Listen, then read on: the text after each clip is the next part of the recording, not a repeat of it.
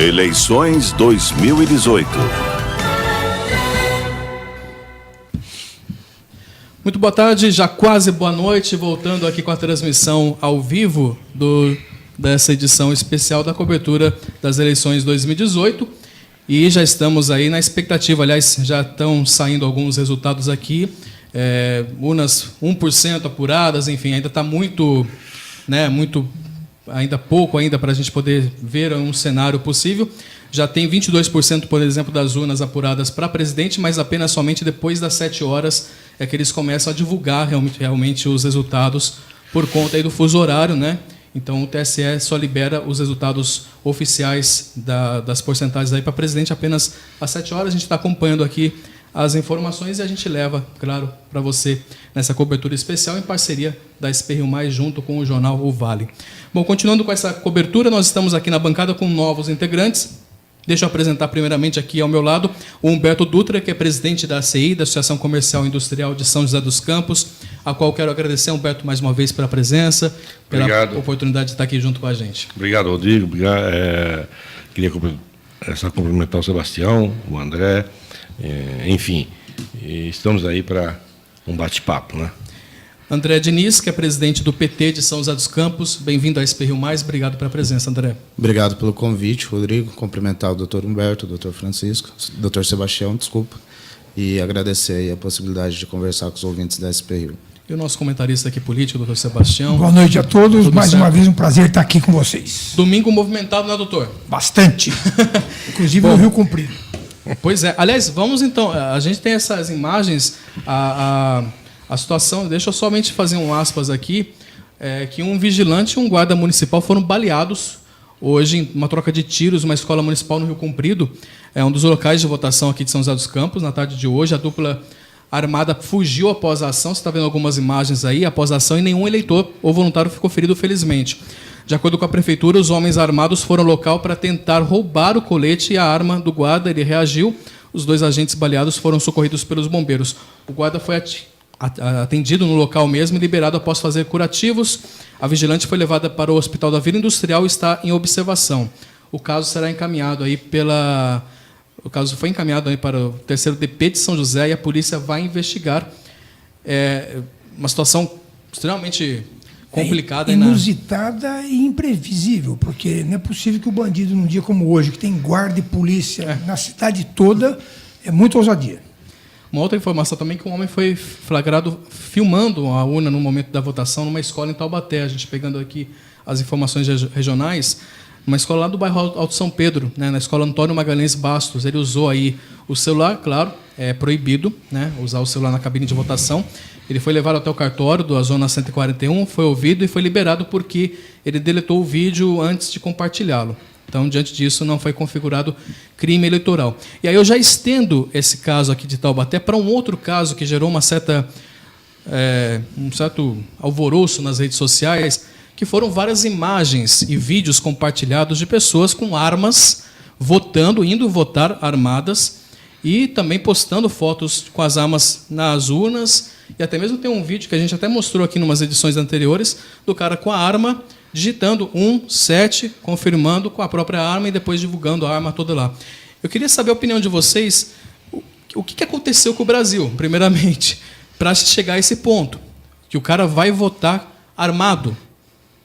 Já é um crime você filmar, né, você fotografar a urna eleitoral, e ainda mais uma insanidade total você ir armado. Queria a opinião, doutor Sebastião. O que gerou esse clima tão tenso no Brasil? O que me preocupa nas eleições hoje, na verdade, se confirmar o Bolsonaro e o Haddad para o segundo turno, é o empoderamento das pessoas, né? Quer dizer, cria-se uma aura de que determinado candidato defende tal ideia, então eu que comungo dessa ideia me sinto empoderado para, de repente, extravasar essas ideias. Quer dizer, isso é um problema que a gente vai ter que enfrentar realmente após as eleições, independente de quem ganhar, né? Agora, acrescentando, teve um outro também que eu recebi, inclusive eu fiz questão de não só desmontar essa farsa, como ainda gravei na Globo News e repassei para todo mundo, uma outra palhaçada do sujeito apertar o 1 e aparecia o 13 do Haddad, que é uma montagem claramente mal feita, inclusive. Quer dizer, O que eu não entendo é que, na verdade, vamos por partes, né? A primeira parte é a seguinte: as mídias sociais mostraram o poder delas nessa eleição. Tanto que o candidato que teve maior tempo de televisão, que foi o Alckmin, parece que não vai para o segundo turno. Quer dizer, vai ter uma votação pífia. Então, as mídias sociais mostraram a força que elas vieram para ficar. Por outro lado, também vieram junto as fake news, né? Quer dizer, que é um problema seríssimo. E, por outro lado também, os dois lados, obviamente não necessariamente os candidatos, mas os simpatizantes, produziram várias situações de fake news e que acabou deturpando muita coisa, né? Tanto a imagem de um como de outro candidato. Não, teve uma jornalista, até comentei isso, que até ela pode rasgar o diploma dela e jogar no lixo. Uma jornalista compartilhou esse vídeo falando, não, tá vendo que absurdo, tudo mais, que é uma candidata do tal Jair Bolsonaro, que acabou compartilhando como se fosse uma verdade. Isso é uma falta de responsabilidade tremenda, principalmente ela que é uma formadora de opinião e tem milhares de seguidores e tudo mais. Não vou citar nome porque eu não quero ser processado, mas, enfim, é uma situação claramente de absurdo. E, lamentavelmente, vai ser bem votado em São José dos Campos, pelas conversas que eu tive hoje. E eu dizia, essa moça nunca esteve em São José dos Campos e nem vai vir. Nunca destinou, por exemplo, uma verba para o GAC, para o Bio 12, por exemplo, para o Francisca Júlia, para a Santa Casa, e essas pessoas vêm aqui e levam uma avalanche de votos. Mas, com relação a essa questão, Sebastião, só queria lembrar desse empoderamento, que você foi muito feliz na sua colocação. A passeata do Bolsonaro, domingo, me impressionou. Me colocou medo. Eu estava numa travessa da Avenida São João e eu vi muitos carros passando, jovens casais em média de 30 anos, com 2 filhos no carro, e a própria mãe desses filhos apontando, sinalizando a arma para a rua, pais fazendo isso. Aí eu pergunto, né, que geração vamos formar daqui para frente? Porque você pega esse cenário, embute na cabeça e, ao mesmo tempo, na formação dessas crianças que até 11, 12 anos elas estão formando, né, digamos assim, o seu jeito de agir, né? Num país, como muito bem diz minha filha, que tem 20 anos, e parabéns, Bia, por isso, falou, pai, eu não fui educada para andar armada, eu não fui educada, né, para ter uma arma em casa. Nós não estamos no Texas, que a criança nasce e logo já é levada para ter contato com a arma. É uma forma só de falar, né? Claro. É diferente, a população lá está educada para isso e tem esse preparo. O Brasil não está preparado para isso. Isso é triste, nós, no século XXI, estarmos assistindo cenas de pais de família com pequenos dentro do carro, crianças de 8, 10 anos, 6 anos de idade, o pai e a mãe, né, apontando os braços como se estivesse dizendo, agora vamos estar armados, vamos ter poder. Isso, aonde nós vamos parar com isso? Aí o presidente toma, né, o candidato a presidente, né, é acometido por uma facada, que eu condeno profundamente isso, e a primeira cena que ele sai no hospital é apontando lá, né, simbolizando lá uma arma. Quer dizer, nós precisamos tomar uma providência, nós que somos responsáveis pela sociedade, por ter uma vida mais cordata, mais pacata, mais progressista, nós não podemos, de forma nenhuma, aceitar esse tipo de coisa. Nós temos que condenar. E eu, como um formador de opinião, me sinto no direito de dizer que isto não é correto, não é certo. Só pegando um pouco aqui do gancho do que o doutor Sebastião e o Humberto falaram, primeiro que, assim, tem uma confusão sobre o eleitorado do Bolsonaro, porque o urna não é lugar para depositar ódio, é lugar para depositar sonhos e esperanças do país que você quer. Infelizmente, a barbárie ela vem tomando o espaço nessas eleições. É lamentável que ocorram situações como essa de pessoas irem votar armadas, né? Acho que a gente tem que repudiar isso. e ter clareza que esse discurso da insegurança ele é falso, né? Ele é um discurso falso porque ele mexe com o emocional das pessoas, mas você ter uma arma não é garantia de segurança, né? E aí o Bolsonaro, infelizmente, ele se usou desse medo das pessoas e tudo mais, e é deputado há 27 anos, nunca fez nada pela segurança pública e, pelo contrário, faz lobby pela indústria bélica, né? Mas voltando um pouco à questão das fake news, que o doutor Sebastião até citou um caso, nós tivemos uma mesária que foi presa em Maringá, porque estava espalhando o boato de que a urna já havia sido aberta com votos computados, né? Que absurdo. Então a gente vê o nível que está essas eleições, é lamentável que esteja sendo pautada por fake news, né? A gente viu aí durante a tarde diversos vídeos, inclusive o filho do Bolsonaro chegou a compartilhar esse vídeo que o doutor Sebastião comentou aqui com a gente. E aí são pessoas que, né, representantes do povo, se pautar por mentiras é lamentável, né? Duvida da urna eletrônica, mas acredita em tudo que chega pelo WhatsApp. É isso, Né? aí. É lamentável isso. Né? E aí a gente vê candidatos que se dizem representantes do povo e que vão para uma casa legislativa. Deveria ter, no mínimo, responsabilidade. Né?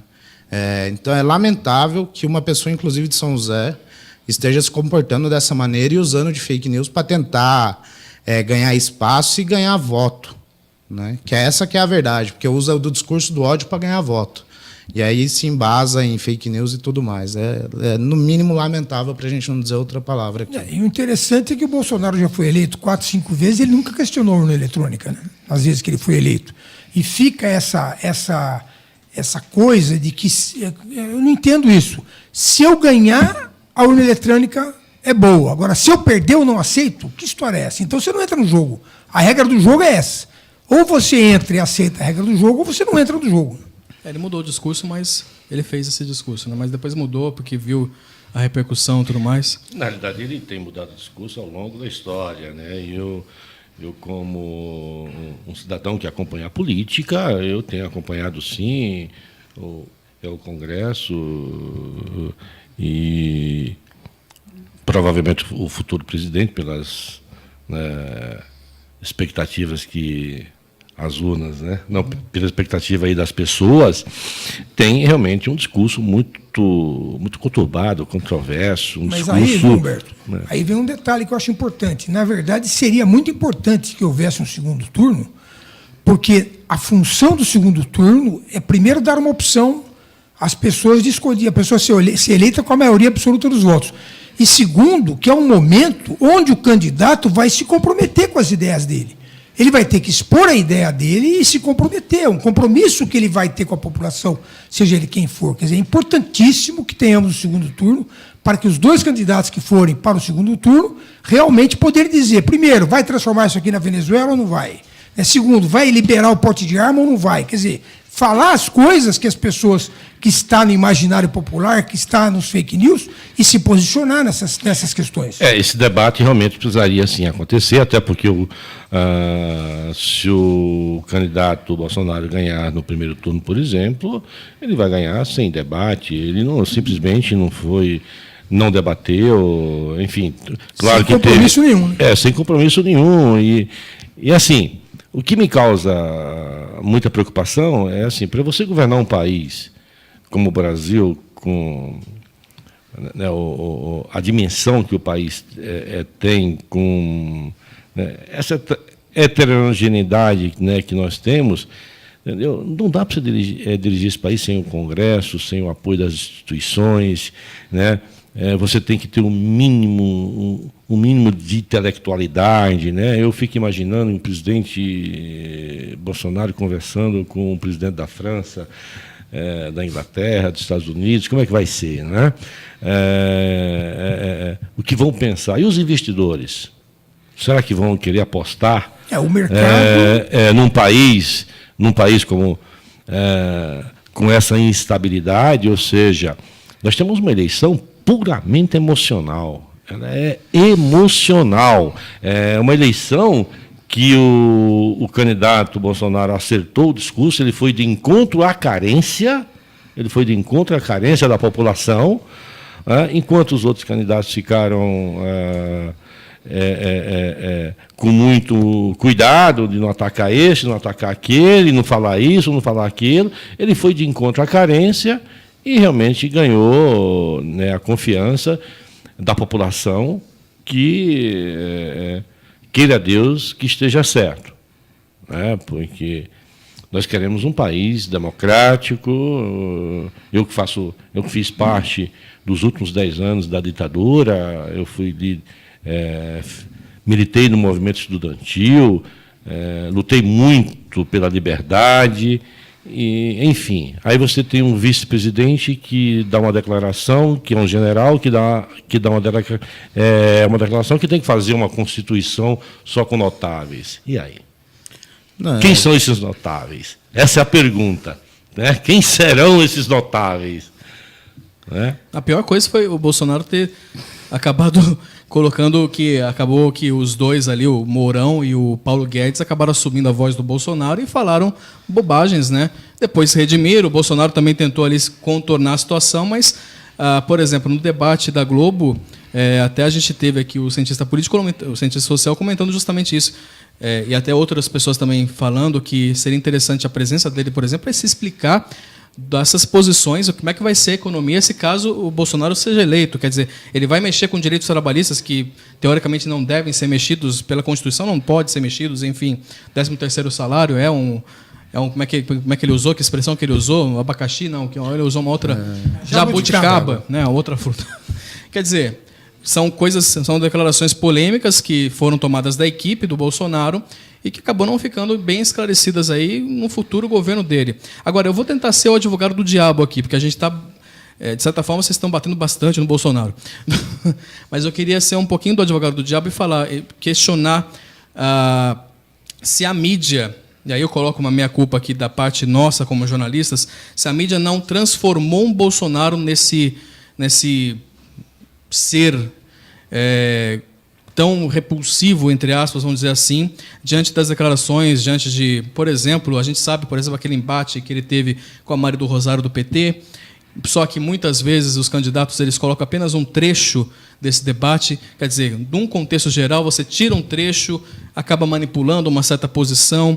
Bolsonaro falou muita bobeira, falou, mas às vezes em alguns contextos, será que a mídia não tem um pouco de culpa nessa mitificação tão ruim, nesse lado tão ruim de processar do Bolsonaro? Mais do que a mídia, Rodrigo, as mídias sociais, né? Quer dizer, eu acho que realmente existe um exagero. Quer dizer, você pegar, por exemplo, uma situação, eu sou uma pessoa meio esquentada.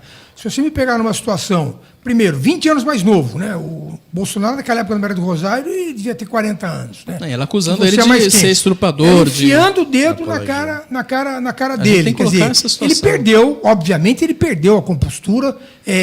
Provavelmente eu nunca falaria o que ele falou, você também não, mas o fato é que ele perdeu. Mas você pega uma situação extrema e quer generalizar. Doutor Sebastião, mas aí, senhor me desculpa. Uma coisa é a gente perder a compostura, outra coisa é a gente fazer apologia ao crime igual o Bolsonaro faz. É lamentável, e aí, assim, tem diversos vídeos, quando a gente pega para assistir o vídeo inteiro, não tem alteração de contexto. Né? Ele se aproveitou e ele construiu essa candidatura dele ao longo dos últimos anos em cima do discurso polêmico que gera repercussão. Ele optou por polemizar, usando assuntos como a questão do machismo, usando assuntos como a questão da homofobia, do racismo, para polemizar e ficar em evidência. Foi assim que foi construída a candidatura a Bolsonaro. Né? E nós não podemos considerar isso. Né? E aí, assim, eu não acredito que a eleição ela vai ser resolvida no primeiro turno, porque isso é muito difícil de ocorrer no Brasil. Nem no auge do Lula, que é uma das lideranças mais populares do país, se resolveu em primeiro turno. Então, assim, o segundo turno vai ser uma ótima oportunidade, inclusive, que acho que foi o senhor mesmo que falou aqui na mesa, para ele esclarecer esses posicionamentos. Agora, a grande questão é a seguinte: corre o risco da gente ter, pela primeira vez na história, o segundo turno que não tem debate na televisão. Porque o candidato se ausenta. Não, né? Nesse caso ou ele vai participar agora no segundo turno. Eu tenho dúvidas em relação a isso. Eu acredito que no segundo turno ele vai optar por mandar um atestado médico e não participar do debate, porque é muito mais fácil ele dar uma entrevista separado do que ele confrontar, porque quando você vai para o confronto, você tem que debater ideias. E aí o discurso polêmico ele não tem espaço. Você vai ter que discutir economia, você vai ter que discutir política de educação e tudo mais. E aí, assim, é onde entra a questão do Paulo Guedes e do general Mourão, que andaram falando os absurdos que falaram, e que o Bolsonaro tentou fazer ali uns panos quentes. Mas a grande verdade é que não tem capacidade de debater economia, por isso que tem Paulo Guedes. Ele não tem capacidade de debater outro tema. O que me preocupa nessa história é que, na realidade, pode sim acontecer o segundo turno e acontece com os dois extremos. Até porque se o PT for para o segundo turno, voltou ao programa, ao discurso dos anos 80. Se você olhar o programa lá do PT, ele voltou lá, ele foi lá para um extremo do lado, e do outro lado nós temos o extremo da direita. O que é que acontece com isso? Você divide o país. O país já está dividido há 4 anos, e nós sabemos o tamanho da perda que foi para a produção, para os empresários, né, para a população, para o emprego. Nós sabemos o tamanho deste desastre. Né? E esse desastre, lamentavelmente, me parece que vai continuar, porque o país vai ficar dividido. O país vai ficar dividido se houver segundo turno. Isso é muito ruim para um país que vem sofrendo há 4 anos ou mais, com uma taxa de desemprego absurda, extrema, chegando aí a 13 milhões, né? Os investidores não querendo vir mais investir no Brasil, por quê? Porque tem essa instabilidade, tem essa insegurança, e isso não leva ninguém a lugar nenhum, porque o que leva, sim, uma nação a ser alguma coisa é o emprego. Mas, para ter o emprego, nós precisamos ter uma paz. Para ter investimento. Para que tenha investimento. Porque sem investimento não tem emprego. Sem emprego não tem consumo. Sem consumo não tem, vamos dizer assim, a rotatividade, não tem a felicidade das famílias. Isso que me preocupa muito. Né? Lamentavelmente, a população brasileira não soube fazer a leitura correta, não está sabendo fazer a leitura correta do momento por que passa o país. Isso é uma opinião própria minha, eu estou falando em nome do Humberto, opinião própria, eu vejo isso com muita preocupação. É uma eleição que foi regida, então, pelo medo de um Bolsonaro que é um tiro no escuro, de certa forma, e o medo, de uma certa forma, do PT, de repente, porque a gente bem sabe que houve toda essa crise, a gente fala de um Brasil mais voltar a ser feliz, mas no primeiro ano de governo, no primeiro mandato do Lula, realmente você teve investimentos, você teve... A questão social também foi muito importante, foi muito valorizada nesse país, mas a gente bem sabe que houveram vários atos de corrupção envolvendo pessoas ligadas ao PT. Nós temos aí, atualmente, justo ou não, mas o principal líder do partido preso e ainda assim influenciando nessas eleições.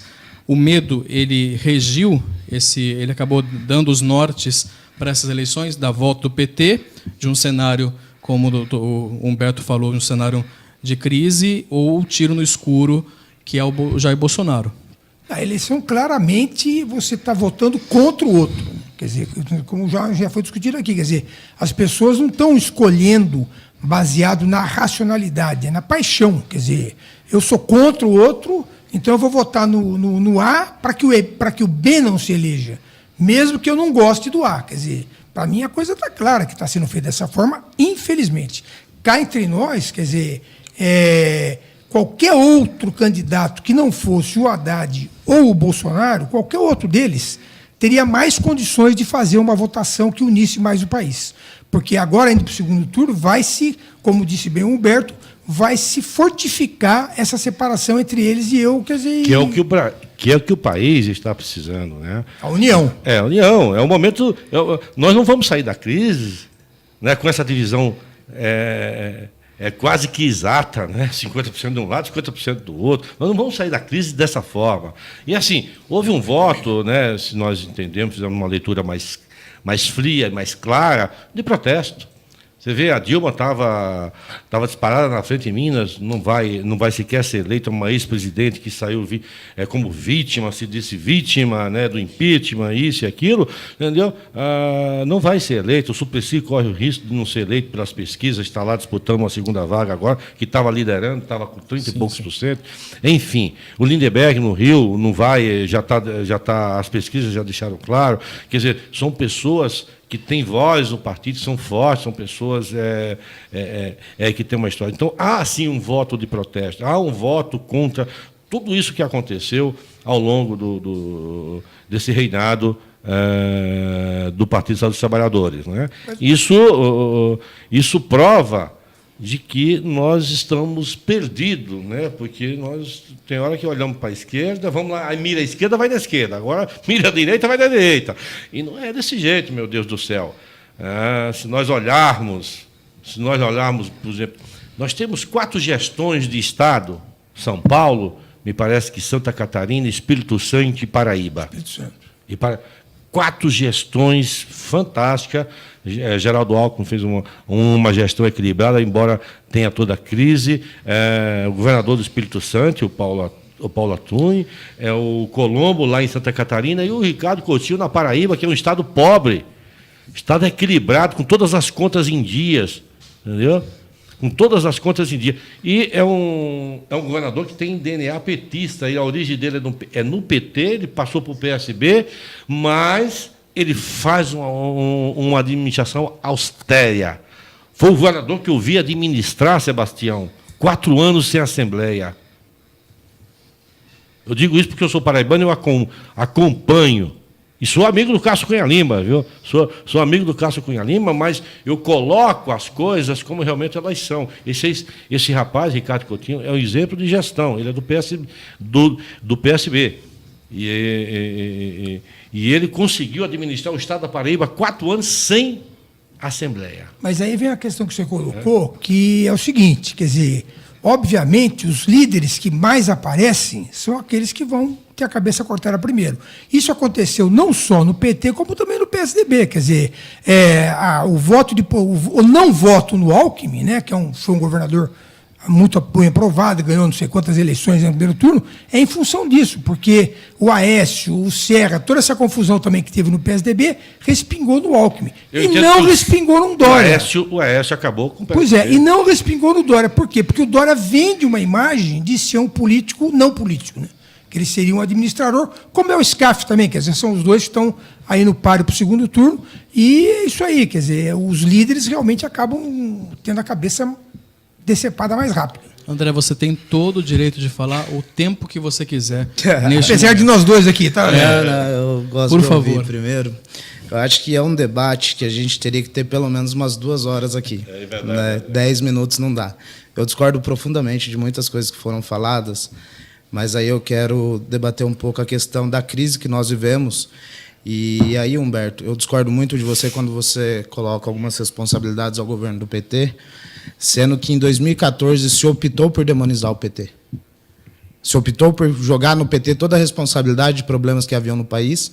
E aí eu quero lembrar aqui uma nota do Tássio Gereissati, que saiu no meio do mês passado, assumindo a responsabilidade pelos erros do PSDB e como o PSDB ajudou a jogar o país na crise que está hoje. Né? Inclusive falando das pautas bombas que travaram o Congresso, né, para prejudicar o governo. Né? Então, assim, infelizmente, alguns setores da sociedade eles optaram por demonizar o PT. E se hoje nós estamos debatendo as mesmas coisas que nós debatemos nos anos 80, é porque em determinado momento resolveram dar o golpe, o que vocês chamam de impeachment, mas para nós é o golpe, e assumiu um governo que adotou medidas que levou o país como se nós estivéssemos ainda na década de 80. Nós retrocedemos com o governo Temer, um governo golpista, que teve o apoio do PSDB e que o PSDB assumiu que errou. Elegeu o Temer foi o PT. O PT elegeu o Temer para ser vice, né? E aí, em 2014, pós-eleição... Espera aí, Humberto. Em 2014, o Aécio, no dia seguinte ao resultado eleitoral, ele foi para a TV dizer que não deixaria Dilma governar, que travaria o país. E se hoje nós estamos vivendo consequências dessa atitude, que o PSDB reconheceu. E aí nós temos que dar o mérito ao Tasso Gereissati. O PT teve erros, teve diversos erros. Eu discordo profundamente, inclusive, da política econômica adotada pela Dilma no segundo mandato. Agora, querer jogar imputar ao PT a responsabilidade pela crise que nós vivemos hoje, inclusive a crise política e a polarização, é um absurdo. Porque tiveram diversos atores nesse cenário que construíram esse cenário. Né? Se hoje nós temos um clima extremamente polarizado, ele vai se resolver no debate das ideias. E é por isso que nós temos que ter o segundo turno e temos que ter os debates, porque os debates vão ser um momento fundamental para debater as ideias. E sair desse discurso vazio e raso da moralidade. Porque o Bolsonaro, e aí eu volto a falar do Bolsonaro, quando ele chama essa pauta da questão da homofobia que ele pauta e a questão do racismo e outras questões mais, a questão do armamento, é porque não tem capacidade de discutir questões mais profundas da sociedade hoje. O problema do Brasil hoje é a questão de geração de emprego, que nós vamos resolver como? É reinserindo o pobre na economia e fazer a economia girar. Que foi o erro da Dilma, né? Porque a Dilma apostou só no mercado interno, tá certo? Queimou divisas, distribuiu dinheiro para o mundo inteiro aí a fundo perdido, e o nosso caixa foi para o brejo. Quer dizer, vai insistir de novo no erro anterior. Quer dizer, se você não tem uma estrutura social e econômica sólida, se você artificialmente sair emprestando dinheiro a juros subsidiado, que alguém pague em algum momento, você vai trazer de novo para o Brasil a crise que a Dilma trouxe em 2012. Está aí o presidente da CI para me concordar comigo. Só lembrando aqui uma coisa, em 89 lá eu votei, tive a honra de dar meu primeiro voto para presidente da República, Mário Covas. E no segundo turno, por uma questão óbvia, eu não votei no Collor, votei no Lula. Eu também. Eu estava nascendo. E veio, né? Chamou a gente de velho aqui. Chamou a gente de velho. Opa, André. Então, o que é que acontece? Teve o impeachment, e quem foi o autor do impeachment foi o PT, e nem por isso foi golpe, né? Aconteceu o impeachment também, acho que o pau que bate em Chico, bate em Francisco. Então, o que é que acontece? Na realidade, André, eu me permito só discordar com você. Essa crise que aconteceu, ela começou exatamente na época do governo do Estado do PT, através de uma crise política moral, ou moral política, né, com o mensalão, que desencadeou depois no Petrolão, no Lava Jato, enfim, essas coisas todas que deu uma desestabilizada no país e criou toda essa questão. A Dilma fez uma campanha dizendo que o país estava em ordem, estava tudo certo. Quando assumiu, começou a aumentar as coisas, a inflação foi lá em cima. Só aquela história da conta de luz foi um absurdo. Exatamente isso, a conta de luz, a questão de ter segurado o aumento da gasolina, isso tudo gerou aquela inflação que chegou, né, a mais de 2 dígitos. Né? Então, quer dizer, o país já estava desacostumado à inflação. Né? Mas essa é uma discussão para, vamos dizer assim, um bom tempo. Um né? mês. Exatamente isso. O que nós temos que dizer é o seguinte, eu estou aqui dizendo o seguinte, eu estou preocupado com este momento, porque passa o país por causa desta polarização, desta divisão que já vem dividido há 4 anos. Realmente, o PSDB tem pessoas que erraram muito. O Aécio, né, para mim, é uma grande decepção com tudo que aconteceu. Não foi à toa que ele foi vaiado hoje para ir votar. Enfim, a Dilma também foi vaiada, entre vaias e aplausos, isso e aquilo. Ou seja, como é que uma presidente da República e um candidato a presidente da República, que foi também governador de estado, como Minas Gerais, vai votar no seu estado, é vaiado. A Dilma, filha de Minas Gerais, vai votar, né, candidata a senadora, vai votar, é também vaiada. Apesar de morar no Rio Grande do Sul, né? Apesar de morar no Rio Grande do Sul. Copiando o Sarney. Enfim, coisas dessa natureza é que a gente diz o seguinte, essas pessoas cometeram sim erros, e nós temos que ter a coragem de dizer e apontar que isto é verdade. Agora, não adianta nós queremos ficar aqui tapando o sol com a peneira. Eu estou falando aqui como cidadão, dizendo o seguinte, eu estou como cidadão preocupado, eu como alguém que gera emprego, alguém que tem preocupação com o futuro do país, eu me preocupo com essa divisão que nós chegamos, que isso não é nada salutar. Ou seja, nós não vemos se um lado ou outro ganhar, entendeu? um país unido para sair da crise. Isso preocupa. Mas, Humberto, deixa eu só fazer um comentário, que é o seguinte: eu sou um pouquinho mais otimista que você. E você que labuta na área empresarial há muito tempo, eu acho que o Brasil é maior do que toda essa confusão. Tanto que ele aguentou Petrolão, aguentou tudo e ainda está caminhando. É duro você... Eu estive na Cassiopeia uns 15 dias atrás, a quantidade de lojas fechadas que está ali não está brincadeira. Quer dizer, é duro você ver isso. Eu, no consultório, todo dia chega um lá para me dizer que está desempregado. É duro você ver um pai de família dizer que tá sem emprego. Mas, independente da divisão que é ruim, que não é boa e que traz prejuízo, eu acho que, acabada a eleição, serenados os ânimos, o investimento no Brasil vai voltar, porque, efetivamente, o Brasil é um grande mercado mundial. Né? Tudo que eu espero. Eu vou aproveitar agora só para me despedir. Tá? É tudo que eu espero, Sebastião. Tudo mesmo. Só que a prática dos últimos 4 anos, a prática não foi isso. Tá? Eu espero que esse momento tenha assim, uma conscientização, principalmente dos partidos, né, e dos políticos, né, porque a gente sabe que, no fundo, os partidos e os políticos é que dão, né, a direção do discurso, né, da caminhada, enfim. Isso seria muito importante. Porque eu queria, neste momento, gostaria que o país elegesse alguém com espírito conciliador. Por causa disso. Exatamente porque eu também tenho esse desejo, eu também tenho essa vontade que o Brasil, entendeu, deixe essas rixas de lado, neste momento, para que nós voltemos a crescer, nós voltemos a gerar emprego. Por quê? Porque a barriga das pessoas, o Sebastião, o André, não pode ficar esperando e assistindo essa polêmica. Tá? Nós precisamos repensar, entendeu, o país, porque se eu não repensar, né, se eu não repensar o discurso, eu não repenso o país. É isso, preocupa por causa disso, porque os últimos 4 anos é nós, eles, nós, enfim, isso não leva ninguém a lugar nenhum. Eu peço desculpa, eu tenho que sair, eu tenho um compromisso. E, André, foi um prazer conhecê-lo. Entendeu?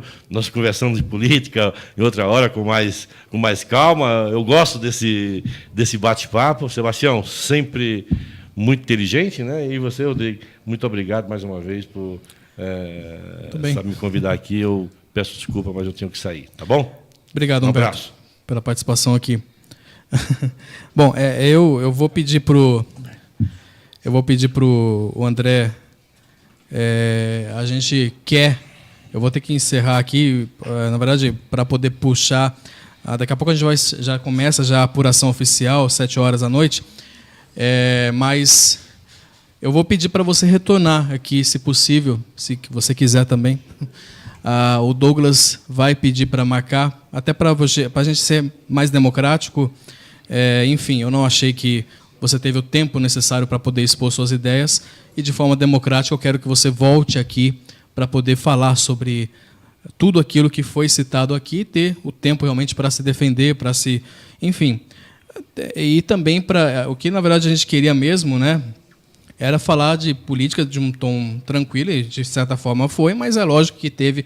É lógico, sempre a polarização da política sempre é forte. Mas, ainda assim, eu peço para que você, se a gente puder depois marcar um reencontro aqui na SP Rio Mais, dentro do Jornal Abre Aspas, será muito bem-vindo para a gente expor aí as suas ideias, expor também as suas defesas aí quanto o presidente e comentar do as PT. Eleições, né? E justamente isso, né? Comentar as eleições. Eu queria, nesse finalzinho, se a gente pudesse conseguir, depois de tantos, né? E foi um debate tenso aqui na SP Rio Mais, quase que eu estava chamando já alguém para mediar esse ringue que estava. Mas, enfim, André, eu queria, de forma justa aqui, que você falasse um pouquinho do cenário regional, né? A gente teve alguns candidatos a deputado aqui pelo PT, que saíram pelo PT, e a gente vai acompanhar agora aqui a apuração dos votos, mas eu queria que você falasse um pouquinho do cenário, de como é que foi a avaliação de você da presença dos candidatos durante essas eleições e a expectativa, né, para esse primeiro turno. A expectativa é que tenha aí a questão do segundo turno. O Haddad e o Bolsonaro devem pelo que indicam as pesquisas, devem ir para o segundo turno. Em relação à questão regional, o PT apresentou 7 candidatos aqui na região, aí juntando federal e estadual. Em São José dos Campos, especificamente, apresentamos o Wagner Balieiro para estadual e a Amélia para federal. Tem uma expectativa muito boa, mas nós sabemos das dificuldades do PT no estado de São Paulo, né? É um estado que existe uma hegemonia da direita, o PT ele tem muita dificuldade aqui no estado, mas existe uma expectativa positiva. Nós vamos aqui agora no nosso comitê acompanhar a apuração também, estava até olhando o horário aqui. Sim, sim. E, Rodrigo, eu aceito o convite para vir falar mais vezes, mas não tenho nada para me defender, e muito menos defender o PT. Quem defende o PT ou defende o André ou qualquer outro membro do partido é as urnas, quando coloca o PT como o partido mais querido nas pesquisas e que, mesmo com toda a crise, continua elegendo governadores, deputados e senadores no país, e provavelmente aí vai para o segundo turno e vai disputar a presidência da República de novo. E deve ser a maior bancada da Câmara, né? E deve ser a maior bancada da Câmara Federal. Então, assim, quem julga são as urnas e o povo. Não cabe a mim defesa nenhuma, mas eu aceito o convite para votar aqui novamente. Foi apenas uma forma democrática. Eu agradeço. Se a gente for ver os tempos vou pedir para marcar, inclusive, vou mandar mensagem aqui. Mas com muita tranquilidade. Eu acho que a política a gente não pode ter melindre para debater, né? Às vezes a gente fica com muito dedo para alguns assuntos e não, é tranquilo, é normal e é até bom que seja debatido e colocando, né? O que nós não podemos é exceder, né? Por exemplo, eu ainda estou chocado com a questão das pessoas irem votar armadas. Eu acho que aí você extrapola a questão do debate, né? Aí é você reafirmar a sua necessidade de querer impor o que você acredita. Para mim, isso é totalitarismo, e aí nós rechaçamos. Nós acreditamos na democracia como forma de governo, né? E aí, indiferente do PT venceu as eleições, nós vamos reconhecer o resultado e vamos fazer a disputa na política, se nós somos oposição e se nós somos governo. Isso, para nós, é indiferente. O que importa para nós, nesse momento, é que prevaleça a democracia, que eu acho que é uma coisa que vem em risco pelo extremismo que vem ocorrendo no país. André, obrigado pela participação aqui conosco e seja bem-vindo sempre à SP Rio Mais. Eu que agradeço o convite, Rodrigo. Doutor Sebastião, se puder também permanecer com a gente aqui na bancada, a gente retoma daqui a pouco. Ok. A gente vai apenas parar um pouquinho a transmissão, aliás, apenas um intervalo, né, para a gente poder daqui a uns 5, 10 minutinhos retornar com essa transmissão, que é a cobertura completa, e aí a gente já volta com os números, né, aí das intenções de voto, aí já definitivamente os números aí nessa corrida eleitoral. Todo mundo está ansioso para saber aí quem será, né, o que vai sair desse cenário eleitoral tão confuso e tão emblemático que nós estamos vivendo.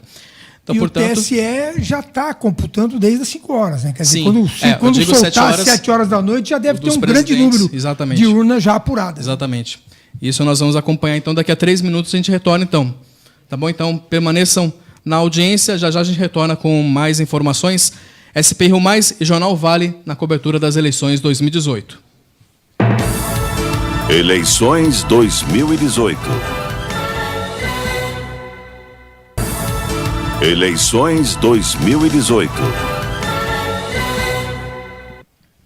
Retornando, agora muito boa noite para você que nos acompanha aqui na SP Rio Mais, em parceria com o Jornal Vale, a cobertura completa das eleições 2018. E retornando aqui à bancada, o Leandro Blanc, que é cientista social. Mais uma vez, obrigado pela presença aqui conosco. O doutor Sebastião permanece aqui com a gente também nessa bancada. E eu coloco aqui também o Kaique Toledo, que é editor de política lá do Jornal Vale. Kaique, seja bem-vindo aqui a essa bancada e obrigado por estar aqui conosco nessa cobertura. Legal, Rodrigo, é um prazer para a gente essa cobertura que a gente está fazendo, né, parceria do jornal aqui com a SP Rio, que a gente já tem, né, já há alguns meses aí fazendo essa parceria, e hoje está trazendo bastante notícia, trazendo bastante informação. Um prazer para a gente poder participar também. Foi bem corrido e agora os números oficiais começam a sair, movimentar. Eu vou colocar já o do presidente, né, para presidente aqui com... a gente está colocando aqui 53% das urnas apuradas, já saiu aí Jair Bolsonaro com 49,02% e Fernando Haddad, do PT, com 26,09%. A gente comentou até que começam as urnas a abrirem mais para a região aqui do Sul e Sudeste. É uma tendência a força de Bolsonaro aqui nessa região. Como é que vocês avaliam, já, quer dizer, mais da metade, um pouquinho mais da metade das urnas sendo abertas aí já, mas... a tendência é uma grande diferença entre Bolsonaro e Fernando Haddad.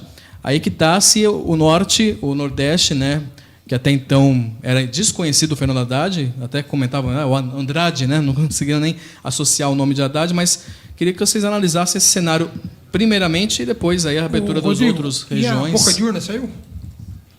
Boca de urna você tem, Kaique? Tem aqui. Da boca de urna. Eu tenho passado aqui para vocês. 49, 20, 45. 45. 45. Boca de urna do Ibope, tendência. indicando segundo turno também, 45 para o Bolsonaro, 28 para o Haddad. Ainda é bom. Mas esse número que você apresentou, você vê que não está muito fora disso aí. Não. Né?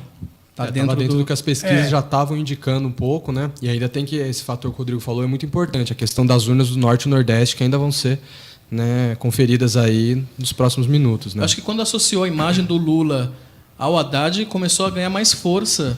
E claro, aumentou também a rejeição dele por conta aí de votos anti-PT, mas ganhou-se mais força também na região do Norte e Nordeste. Você não avalia isso? Sim, com Sebastião? certeza, com certeza. A né? associação do nome do presidente, do Agora, ex-presidente Lula. provavelmente os números vão ser do Haddad e do Bolsonaro vão ser maiores do que das pesquisas indicavam. Porque vai haver não, né? Houve, né? Porque já é fato consumado, houve uma migração dos votos dos outros candidatos na tentativa de tentar resolver o assunto no primeiro turno, né? Quer dizer, medo dos petistas de não estarem no segundo turno, do pessoal da esquerda, fez com que o Ciro e a Marina perdessem votos para o Haddad, com certeza. Quanto é que está o Ciro na pesquisa de urna, de boca de urna? Tem aí, não? Eu vou colocar então na tela para vocês a apuração do para presidente, então, antes do Kaique também colocar. A gente coloca aí porque o Bolsonaro tem 49%, o Haddad já vai entrar na sua tela. Bolsonaro 49%, o Fernando Haddad do PT 26%, Ciro Gomes do PDT com 12% e Geraldo Alckmin do PSDB com 4%. Caiu muito o Alckmin, né? Com 53% aí do total dos votos apurados. Aí na sua tela agora, então, esses 4 principais aí. É um cenário que, aliás, a gente até comentou isso, né? Com maior tempo, por mais que tenha o maior tempo de exposição aí com tanto de coligação que foi feita, ainda assim não conseguiu emplacar. E além de tudo, ele ainda teve, né, uma sangria aí da questão do pessoal do Centrão, né, que estava junto com ele no início da campanha e que agora, aí, nas 2 últimas semanas, migraram todos para o Bolsonaro, né? Então ele tem o maior tempo de campanha, né, na televisão, mas ainda assim isso não se traduziu em um maior apoio nem das bancadas, né, nem dos políticos, dos partidos e nem nas intenções de votos, né? Que como está mostrando aí, né, já estamos apurando as urnas de Sul e Sudeste. O cenário dele realmente é uma candidatura que, nessa semana, já estava sendo dito que era uma candidatura morta, né? Então... Na verdade, o Alckmin está sendo vítima dessa movimentação das pessoas que não querem políticos, né? Apesar do Bolsonaro ser um político velho, vamos dizer carreira, assim, de carreira, né? Vive disso. Até a família dele foi profissional do negócio, mas ele aparece como um não político tradicional. Então, quer dizer, isso também explica por que o Dória está conseguindo se desligar dessa baixa votação do PSDB no Estado, né, que é o Estado onde ele sempre teve maior votação, justamente por se apresentar como uma pessoa nova, uma pessoa não política, entre aspas. Né? Entre aspas. A impressão que dá é que se o PSDB tivesse, entre aspas, aceitado 100% o resultado da eleição de 2014, hoje seriam eles que estariam, talvez, tão à frente como o Bolsonaro ou brigando. Então, não que o Alckmin necessariamente tenha sido, mas como vocês estavam falando no outro bloco da questão do Aécio e tudo mais, a impressão que dá é que realmente o partido se perdeu muito, faz uma campanha decepcionante e acho bem difícil que já direto na próxima eleição já consiga algum índice tão maior do que isso. Na verdade, eu reputo que o PSDB vem fazendo erros, né, ao longo dos últimos anos e não tem tomado posições. E o eleitor do PSDB se sentiu, em cada etapa, em cada fato consumado, decepcionado. Né? Se sentiu decepcionado quando o Serra não defendeu o FHC quando foi candidato a presidente. Mas espera um pouquinho só, eu defendo as privatizações, eu votei em vocês porque eu acredito nas privatizações, e você, Serra, esquece o que o FHC fez. Quando o Geraldo Alckmin foi candidato, foi a mesma coisa. Quer dizer, chegou ao cúmulo do Geraldo Alckmin por colocar aquela jaqueta lá com o nome das estatais para dizer que ele não faria privatizações. E ainda, que consumou ainda no segundo turno daquela eleição, que ele teve menos votos do que no primeiro turno, no meu entender, porque ele foi lá e abraçou o garotinho, quer dizer, O pessoal que votava no PSDB em São Paulo é o pessoal mais esclarecido, que acompanha a mídia, acompanha tudo isso e vê você tomando essas atitudes que vão contra aquilo que você acredita. Aí isso foi, aí tem várias outras coisas que aconteceram. Culminou com o Serra saindo da Prefeitura de São Paulo para disputar outro cargo, o eleitor de São Paulo esclarecido, decepcionado mais uma vez. O Dória vai, eleito prefeito, até onde eu sei, fez uma boa gestão no tempo que permaneceu lá, também sai da candidatura e ele, que se dizia não político, faz uma atitude que pode ter sido interpretada como carreirista por muitos, né? Porque ele saiu de um ponto para ir para outro. Quer dizer, então o eleitor do PSDB foi tendo decepção uma atrás da outra. O Aécio foi flagrado numa gravação pedindo dinheiro. O que o partido fez? Nada. O que o Aécio fez? Nada, porque ele também deveria ter renunciado. O Geraldo Alckmin assume a presidência, o que ele fez com relação à situação do Aécio? Nada. Então, o eleitor do PSDB foi se cansando dessa não posicionamento do partido e migrou em massa para o Bolsonaro. Né?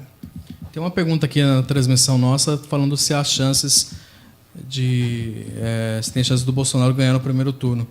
Eu acho que talvez seja muito cedo ainda. Muito cedo. Precisa esperar, né? As urnas 57% Sim, agora, exatamente. Porque ele precisa ter 50% mais um dos votos aí, né? Coisa. É muita coisa. A gente teve duas situações na história aí desse período democrático, né, do país depois da ditadura, que foi a eleição de 94 do Fernando Henrique em 98, que ele ganhou no primeiro turno.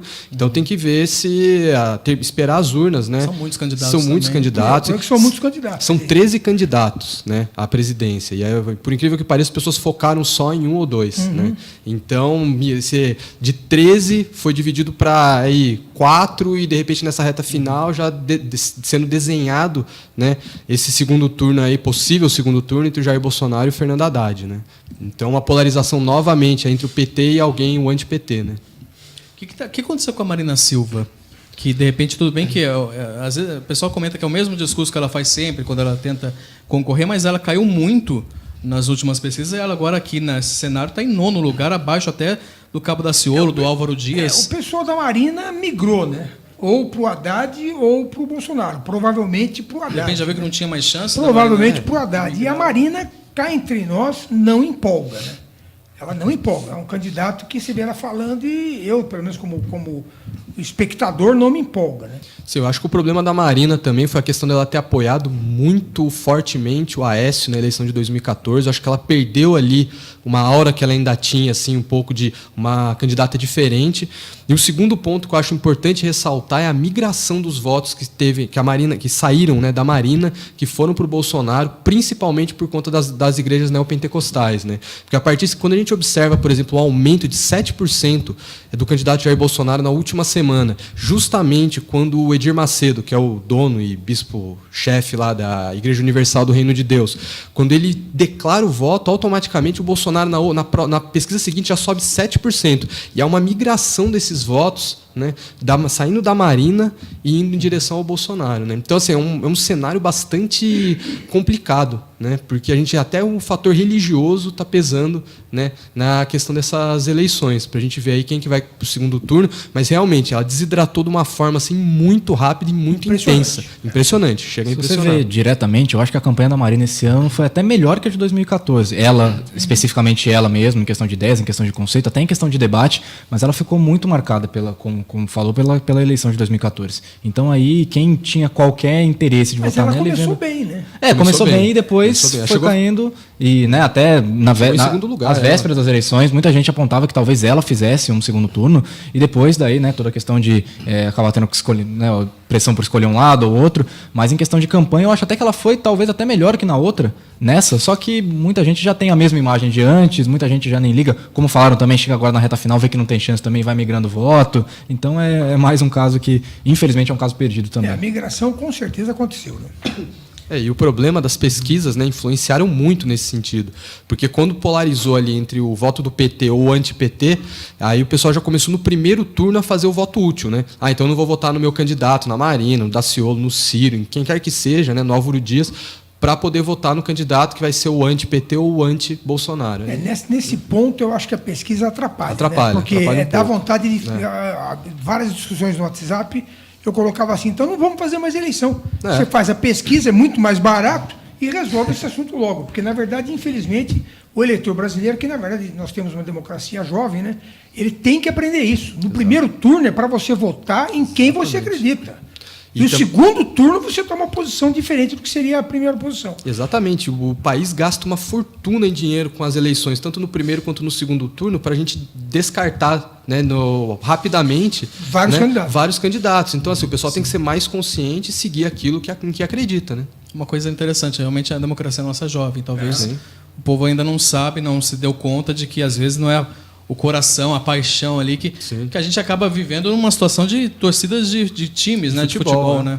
Infelizmente. Se a gente contar o período democrático do Brasil, não só desde a redemocratização em 85, mas desde quando o Brasil foi país, né, país independente, desde 1822, são períodos muito curtos de democracia que o Brasil teve. Muito turbulentos. Muito turbulentos. Então, assim, o pessoal olha e fala, o Brasil tem muitos problemas, no Canadá não é assim, na Inglaterra não é assim. Fala, meu amigo, eles são democracia há muito mais tempo, estão consolidados. E você acha que eles não passaram pelos mesmos problemas que nós passamos?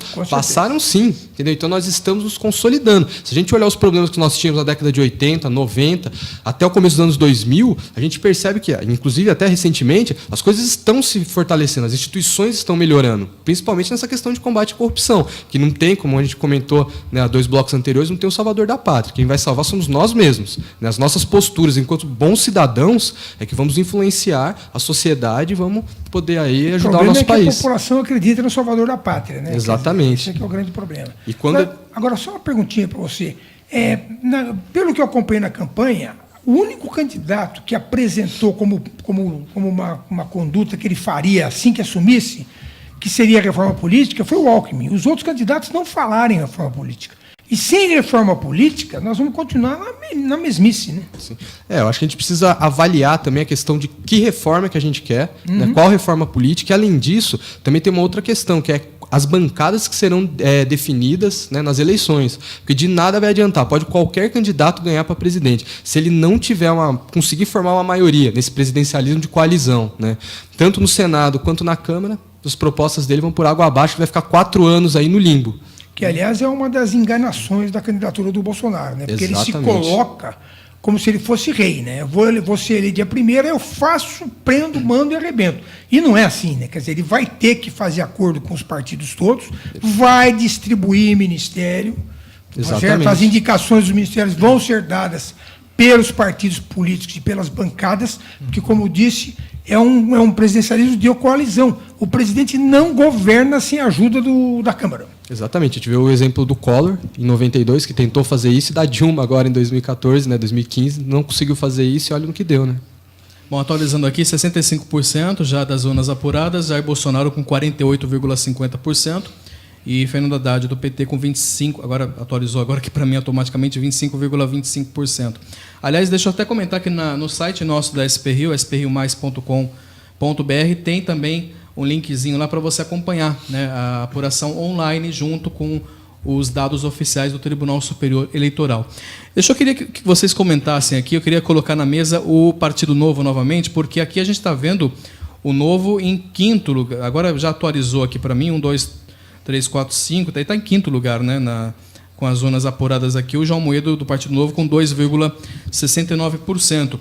Ele está à frente ali do Henrique Meirelles, enfim. Até então as pesquisas estavam colocando ele um pouquinho mais abaixo. Ele começou bem abaixo, depois ele foi crescendo, ele teve um crescimento, e foi até um crescimento até interessante, porque sem presença em debate, sem a presença em TV, em rádio, apenas ali com a cobertura dele ali nas redes sociais, de repente foi uma estratégia errada que o Partido Novo adotou para se colocar nas eleições, ou foi a forma mesmo que o sistema está um pouco já mais calibrado, com já as figurinhas já carimbadas nessas eleições? Como é que vocês avaliam a presença do Partido Novo nessas eleições, principalmente do João Amoedo? Eu acho que ele está bem, né? Porque para quem começou do nada, não tinha tempo de televisão. Quer dizer, o que ficou claro para mim, eu acho que todo mundo aqui percebeu, é o seguinte: a campanha do Bolsonaro, por exemplo, tinha uma penetração na internet muito grande. O que eu recebia de zap, fake news do Bolsonaro era brincadeira. Quer dizer,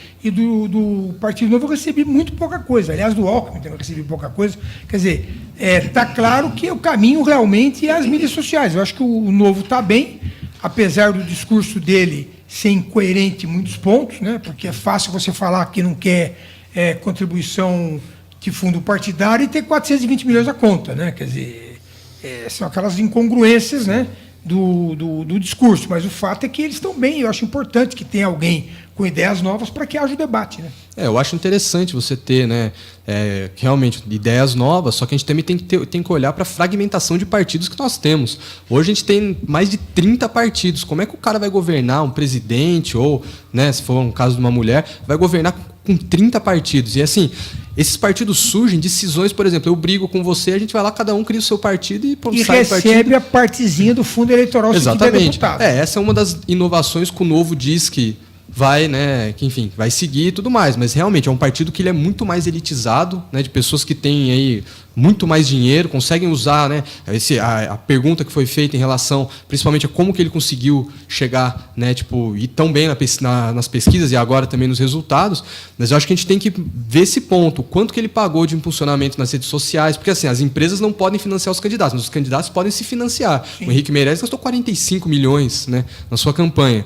Então, assim, o Novo, foi muito bem lembrado, muito bem citado por você, que muitas vezes o discurso ele é incoerente. Né? Então, defende privatização, mas está ali colado com o Estado, defende liberalismo, mas faz parte, tem como principais bases, né, os grandes bancos, que são os 4, 5 bancos. Quando um banco menor surge, se destaca, eles vão lá e compram, cria um monopólio. Né? Então, tem essa questão do discurso mesmo, que precisa se alinhar um pouco. Né?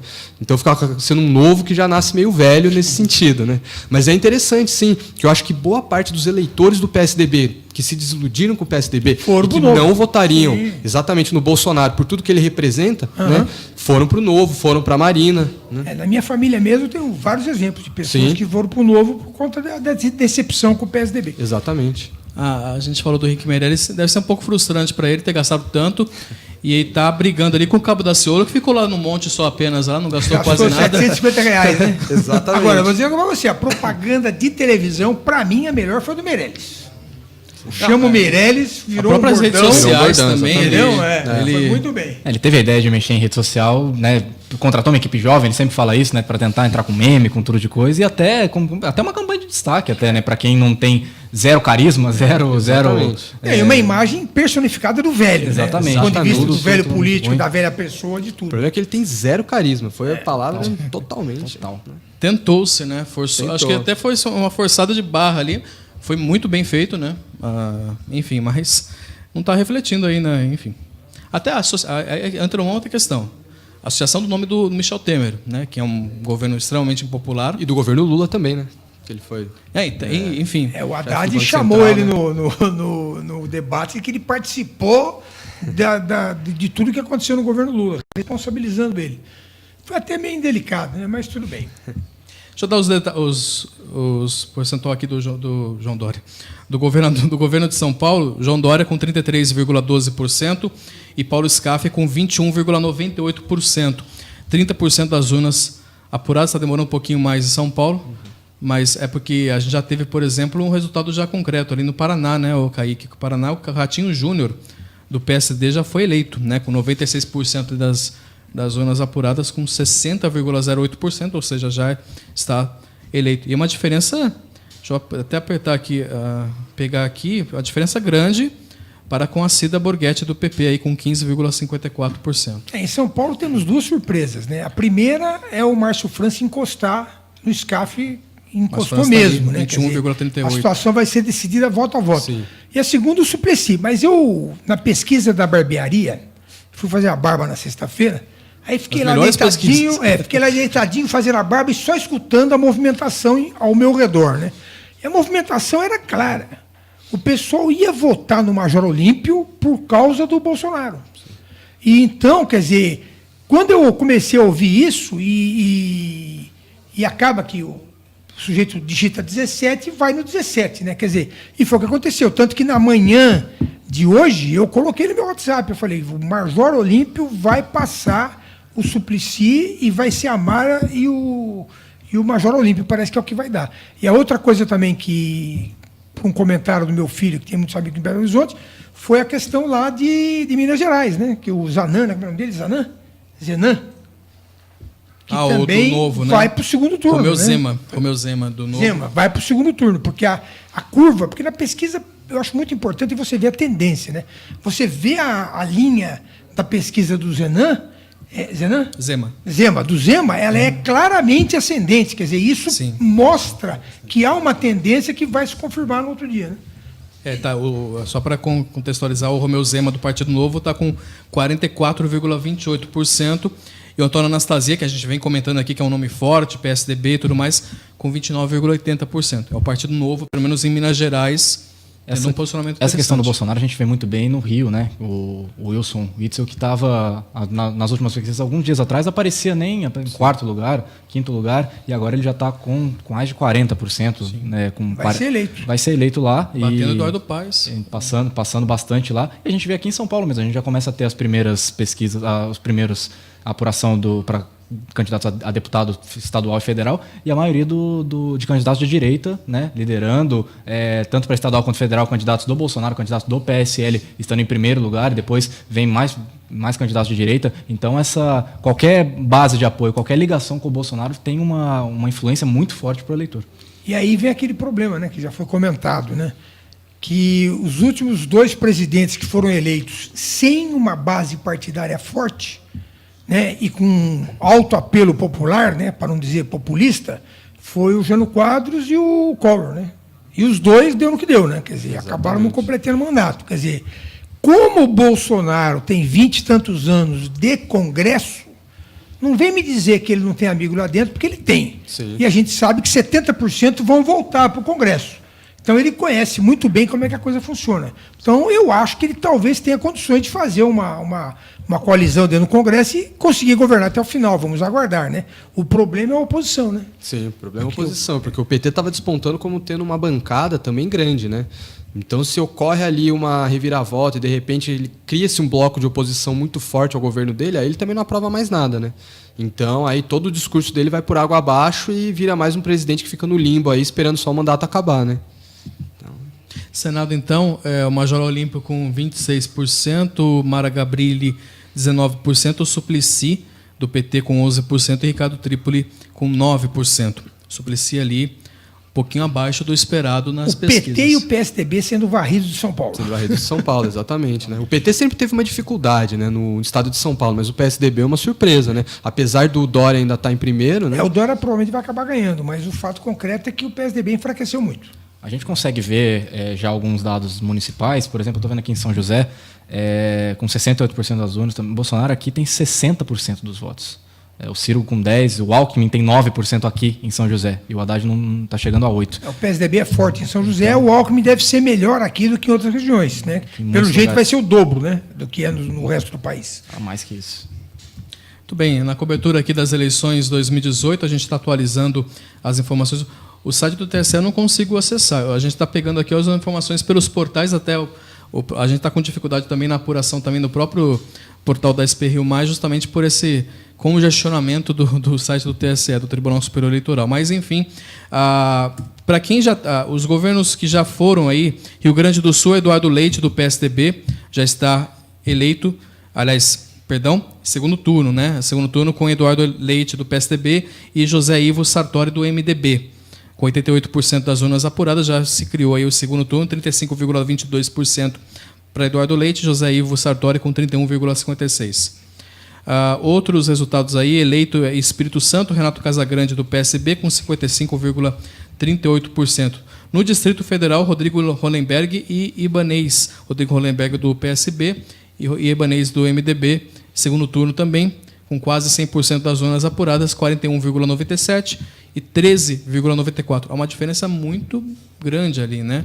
Mas mesmo assim não conseguiu alcançar os 50+1 e vai para o segundo turno os dois candidatos. Enfim, Mato Grosso do Sul também, Reinaldo Azambuja, do PSDB, vai para o segundo turno com o juiz Odilon, do PDT. Ali havia uma previsão de não ter segundo turno, né? Mas vai ter. Sim, 95% das zonas apuradas, ainda o Reinaldo não conseguiu e não consegue mais atingir os 50+1, 44,64%, e o PDT com 31,73%. Enfim, estamos acompanhando aqui a apuração dos votos. Você tem mais alguma coisa aí, Kaique, para destacar para a gente está também tentando também puxar o voto regional também, né, o desempenho dos candidatos aqui da nossa região, mas assim que a gente vai apurando. A gente consegue ver, claro que ainda é muito recente, né? Em São Paulo a gente tem só 30% das zonas apuradas, mas a gente já consegue a princípio ver como estão se movimentando os candidatos a deputado. Por exemplo, a gente vê que o deputado federal, o filho do Bolsonaro, está liderando com sobra, né? Então já aquilo que a gente estava falando de influenciado, a gente olha alguns dos candidatos daqui, é muito cedo ainda para falar. O Eduardo Cury está com 0,22, mas ainda é muito cedo. Se a gente tentar olhar o Nishimoto também, ainda é muito difícil buscar, né? Acho que como São Paulo está um pouquinho mais atrasado que os demais estados, né? Então daqui a pouco a gente consegue ter um panorama um pouquinho melhor. É o maior colégio, né? Então... Vamos atualizar para presidente, 68% das zonas apuradas, Jair Bolsonaro do PSL com 48,42% e Fernando Haddad do PT com 26,56%. Caminha para um segundo turno entre os dois ali. Pergunta, você acha possível que o Bolsonaro não participe dos debates? Porque no começo da campanha ele tinha colocado como objetivo não participar, né? Acabou tendo esse problema que ele teve. O que você acha? Você acha que ele vai fazer isso? Eu acho o seguinte, o problema do eleitor do Bolsonaro é que ele é tão passional, tão fanático, né? Que aí depois eles criticavam também o fanatismo do PT, né? E estão seguindo o mesmo caminho, um caminho meio que irracional até certo ponto, que pouco importa ele ir ou não para o segundo turno. Só que e participar, né? Ir ou não participar dos debates. Só que eu acho que existe uma parcela da população do voto anti-PT que justamente migrou do PSDB, da Marina, para o Bolsonaro, que se ele for para um debate, e como ele já mostrou em outros desempenhos, ele foi massacrado nos debates, né, porque ele não tem muito conteúdo, convenhamos. Então, ele vai acabar podendo perder um pouco, né, desses votos para, talvez, nem para o Haddad, mas para brancos, nulos, enfim. Mas tem uma questão que eu considero que é o seguinte... Eu acho, pela experiência que eu tenho, que se você tem um candidato metendo o pau no outro, acaba que o eleitor não vota nem no que está criticando Talvez, e nem quem recebe a crítica e tenta buscar um terceiro. No caso aí, se o pessoal no segundo turno vier muito para cima do Bolsonaro, e eu suponhamos que eu seja eleitor do Bolsonaro, eu, pelo contrário, eu fico até mais bolsonarista, né? Quer dizer, então eu acho que crítica não vai ser muito problema. E ele vai vir daquela construção, história, né? Construção ele vai vir daquela história, né? Quer dizer, a rigor o presidente não precisa saber de economia, né? Não precisa saber de saúde, não precisa saber de nada. Ele tem que ter uma boa equipe, né? O problema é esse. Vamos ver como que vai ser o comportamento, se de fato ocorrer no segundo turno, né? Como que vai ser o comportamento aí do candidato que for junto com ele, que aí está pintando o Haddad, né? Mas como que vai ser esse comportamento? Se vai ser partir por confronto, que eu acho difícil justamente por essa hipótese que você levantou, ou se vai ser mais uma questão de um debate de propostas, né? E aí eu acho que o Haddad é capaz de conseguir aí, de alguma forma, tirar um pouco de votos, né? Não necessariamente para ele, né? Mas para de repente brancos, nulos, né? Eu acho que é muito claro que, como você falou, o extremista do Bolsonaro, assim como o extremista do PT, não deixa de votar no Bolsonaro de maneira nenhuma, independente do que ele falar, independente do que ele fizer. Então essa questão do debate, como a gente falou também, para o Bolsonaro não participar de debates é melhor para ele. Exatamente. Então não duvido nada que ele realmente prefira não votar. E claro, vai ter muita gente que vai olhar e falar, caramba, o cara não quer participar de debate, tal. Mas vai ter muita gente também que vai falar, não, é isso mesmo, não tem que participar, tal. Que é uma postura antidemocrática, né? Porque assim, eles têm os meios de comunicação se abrindo e falando, olha, pode vir aqui debater, conversar, mostrar suas propostas. E aí não tem mais a desculpa, né? Que até certo ponto não foi desculpa, ele teve mesmo, sofreu um atentado lamentável, né? Temos que lamentar isso, mas aí agora que ele não foi no último debate, no segundo turno já não tem mais essa hipótese do, né, mas a problema de saúde. importância do debate é aquela que eu falei anteriormente, quer dizer, o candidato se comprometer, né, publicamente com as ideias dele, né? E tem outra coisa, né? Como ele tem uma margem muito grande de diferença para o Haddad já no primeiro turno, quer dizer, para ele ganhar no segundo, teoricamente, não é tão difícil, né? A não ser que haja uma união, de repente, aí dos outros partidos, eles se unam, né? E aí crie-se uma coisa mais viável, que não seja justamente focado no petismo, né? Ou no bolsonarismo, aí talvez haja um equilíbrio. Senão o cenário é esse mesmo, né? Falta muita emoção ainda para correr.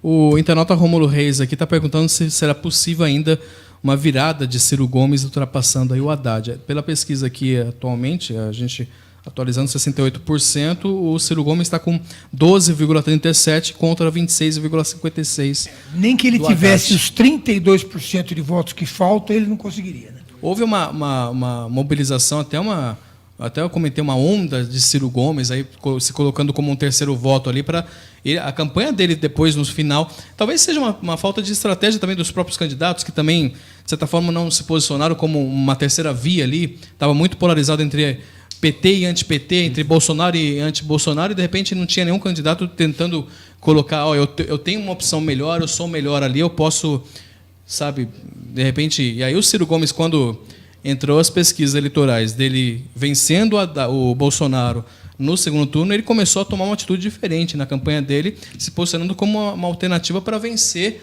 o Bolsonaro e tirar o PT, né, no caso. Né? Eu acho que o Ciro também foi vítima assim como o Bolsonaro foi vítima das mídias sociais que exploraram muito esse lado temperamental dele. Né? Exatamente. Quer dizer, ele é uma pessoa de pavio curto, como se diz. Né?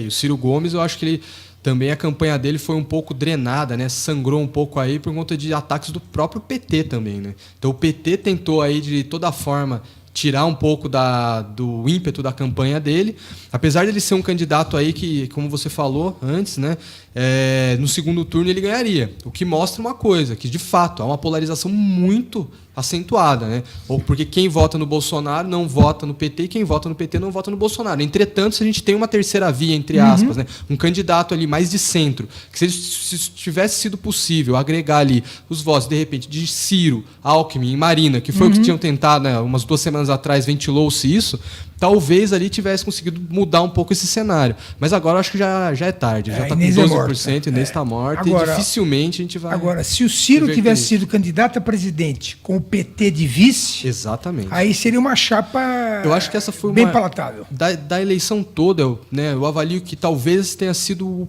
o erro estratégico fundamental. O PT querer ser sempre o cabeça de chapa, né, e ter matado a campanha do Ciro Gomes. Porque uma campanha com Ciro Haddad, querendo ou não, ia tirar um pouco dessa rejeição do PT. Né? Aí o PT não ia ficar de escanteio, como não quer ficar, e aí pelo menos teria essa possibilidade. Você ter uma terceira via, entre aspas, um candidato de centro, né, que o Ciro Gomes tentou se vender um pouco como centro-esquerda, como de esquerda, mas enfim, sabe muito bem que não é bem isso, né?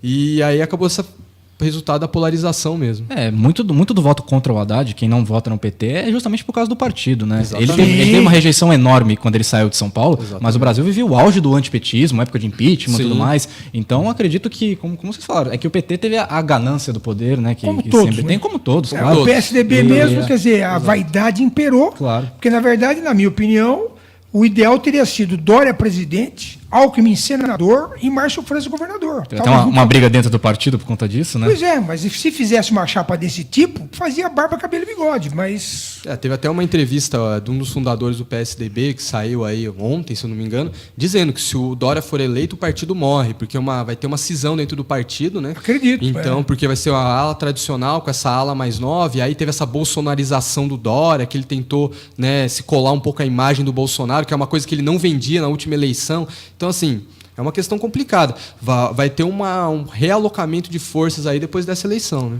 A gente já está tendo algumas atualizações aqui. Por exemplo, a Datafolha acabou de soltar que já projeta o Major Olímpio e a Mara Gabrilli para o Senado. Que boa notícia. Já mostra, né, o PT mais em queda ainda, né? Antes, umas pesquisas já estavam falando que ia ter só 6 vagas no Senado no Brasil inteiro, desse já vai diminuindo e tudo mais. E para presidente, um dado interessante, a gente consegue ver aqui por divisão por estado, por exemplo, e isso mostra bastante daquilo que a gente estava falando da questão do internato perguntou do Ciro. Aqui no Sudeste, por exemplo, o Bolsonaro ganha, né, já era esperado em todos os estados. No Nordeste, o Ciro ganha no Ceará, mas em todos os outros o Haddad ganha. Sul, o Bolsonaro em todos, e no Norte o Haddad ganha no Acre e o Bolsonaro ganha no resto. No Pará também o Bolsonaro ganha no resto. Então, assim, Centro-Oeste também o Bolsonaro ganha em tudo. Então, o Ciro ele só conseguiu fazer voto maciço no próprio estado, né, no Ceará. Então, ficou realmente muito difícil. Talvez isso que a gente falou da campanha dele, já nessa reta final dele ter se colocado como uma terceira via, de falar em questão de segundo turno, talvez se ele tivesse feito um pouquinho antes disso, talvez ele tivesse um pouquinho mais de chance de tentar chegar mais perto dos outros dois. Bom, positivo o fato de ele ter uma boa votação no estado dele, né? Quer dizer que ele fez bom governo. Exatamente. E o pessoal admira apesar que esse negócio de bom governo não é bem assim, né? Porque o Alckmin com certeza fez um bom governo em São Paulo e o pessoal não quis saber dele de jeito nenhum, né? Só um parênteses também aqui, com 43, um pouquinho mais de 43% dos votos apurados no Rio de Janeiro, A Daniele Cunha, que é filha de Eduardo Cunha, tem menos de 3 mil votos, e Marco Antônio Cabral, que é filho de Sérgio Cabral, menos de 5 mil votos. A contar aí pela performance de outros candidatos à coligação de ambos, os dois não estariam eleitos aí para a Câmara Federal. Quer dizer, aí pode ser aí o associamento no caso, Eduardo Cunha e Sérgio Cabral, com um nível de corrupção e tudo mais, enfim. Às vezes o político consegue trazer os filhos, consegue trazer, como é o caso, por exemplo, do Bolsonaro, que está conseguindo eleger vários aí, mas a reputação, no caso dos dois ali... O político é um ser que busca a sobrevivência a qualquer custo, né? Você veja, o Renan Calheiros se associou ao PT, né, no Nordeste, porque o PT é forte lá, e o filho dele vai ser reeleito governador, né? Resultados complicados, né? E eu acho que o pessoal tem que pensar um pouquinho mais, tirando esse lado de família, né?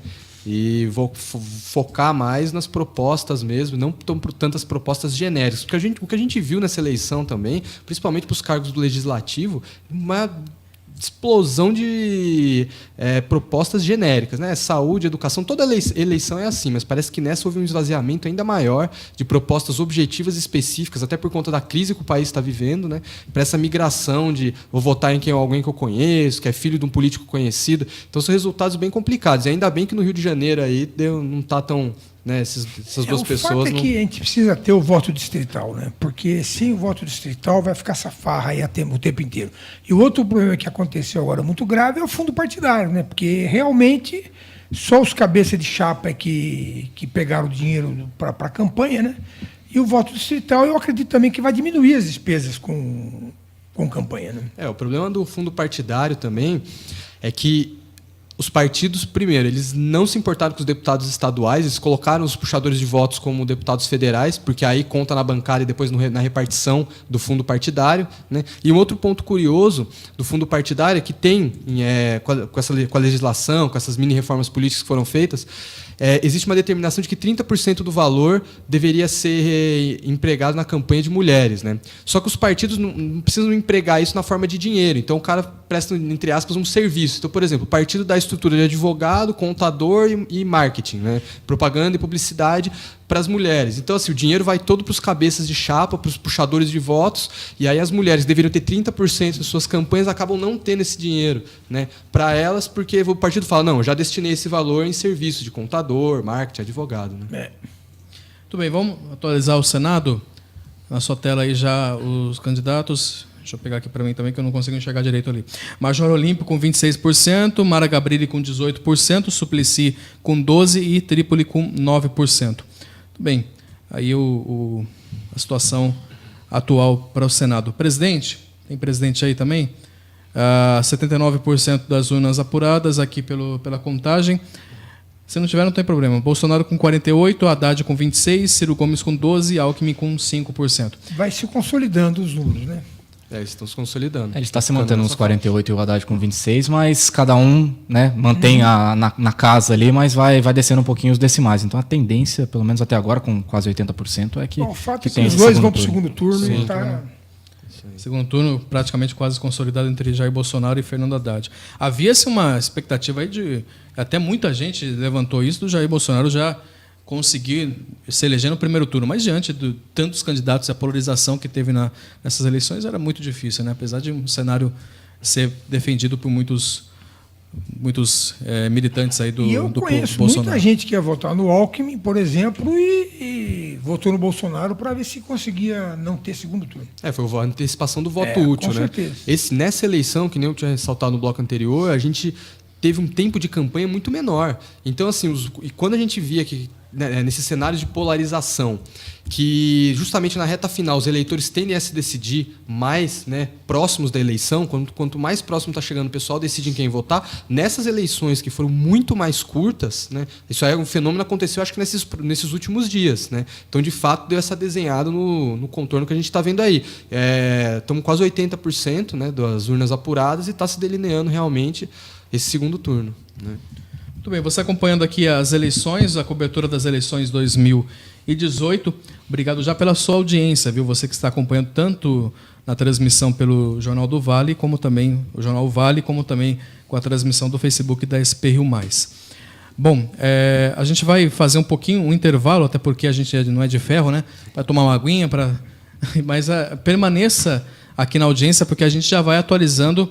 E assim que a gente voltar, muita coisa vai mudar, então a gente já vai atualizando para você. Então você que está conosco, permaneça na audiência. É um intervalo apenas de 5 minutinhos, até um pouquinho menos, para a gente poder respirar um pouquinho. Na volta, a gente atualiza com mais informações e caso tenha a disponibilidade, Leandro, de permanecer com a gente, enfim, fique à vontade, mas já agradeço mais uma vez a presença aqui. O doutor Sebastião também, a disponibilidade aqui também, enfim, estamos juntos. O Kaique, eu acho que ele também reveza com a Thaís, mas Kaique Toledo aqui, junto com a Thaís Pérez, que são os repórteres aqui, os editores do Jornal Vale, que estão com a gente nessa cobertura, nessa parceria com o Jornal Vale. 5 minutinhos, fique na audiência. Eleições 2018. Eleições 2018. Retornando com a cobertura completa das eleições 2018, SP Rio Mais, em parceria com o jornal O Vale, e saudando aqui a presença da Thaís Pérez, que é editora de cidades do jornal O Vale. Thaís, muito boa noite, bem-vinda aqui à SP Rio Mais. Boa noite, é um prazer estar aqui de volta com vocês, fazendo essa cobertura das eleições. Eu não estou acostumado a dar boa noite, eu quase saí um bom dia, boa noite. Bom, é que a gente está desde pra muito mim, cedo na rua, né? Não vi nem escurecer aqui. Ó. Mas, por uma boa causa, a gente está acompanhando aqui a apuração, né, Zé, atualizando aqui para você os números para presidente da República.